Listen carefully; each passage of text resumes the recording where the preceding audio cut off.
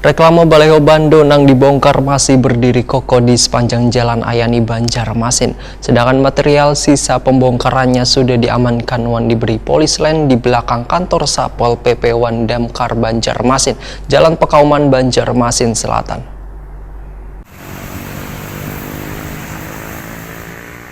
Reklame baleho Bando yang dibongkar masih berdiri kokoh di sepanjang Jalan Ayani Banjarmasin. Sedangkan material sisa pembongkarannya sudah diamankan wan diberi polis lain di belakang kantor Satpol PP Wan Damkar Banjarmasin di Jalan Pekauman Banjarmasin Selatan. Ketua APPSI Kalimantan Selatan Winardi Stiono takuni prima TV di sela-sela rapat lintas komisi, yaitu Komisi 1, 2, Wan 3 di ruang rapat paripurna DPRD Banjarmasin tengah hari Kamis 16 Juli 2020 menyatakan kada akan membongkar sisa dari reklame baleho Bando yang masih kokoh berdiri di sepanjang Jalan Ayani Banjarmasin. Selain masih menjadi barang bukti karena dinilai adanya pengerusakan pada reklame baleho Bando tersebut, juga akan melihat proses kedepannya nanti, apalagi permasalahannya sudah dilimpahkan pada pengacara.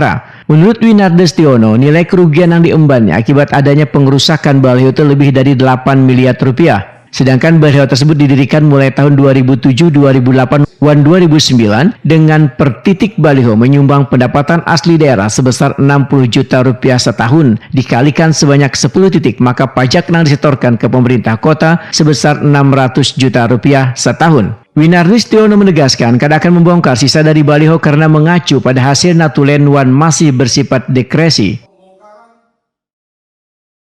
Yang jelas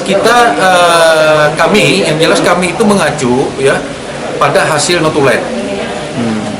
Rapat kemarin itu Pak? Ya, karena itu sudah kita mintakan pendapat ya ke Kabak Hukum juga, karena itu adalah merupakan diskresi ya.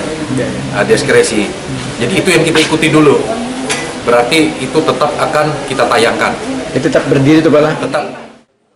Rapat lintas komisi ini dihadiri Wakil Ketua DPRD Banjarmasin M. Yamin serta SKPD terkait Tuan Pengurus Asosiasi Pengusaha Periklanan Seluruh Indonesia atau APPSI Kalimantan Selatan.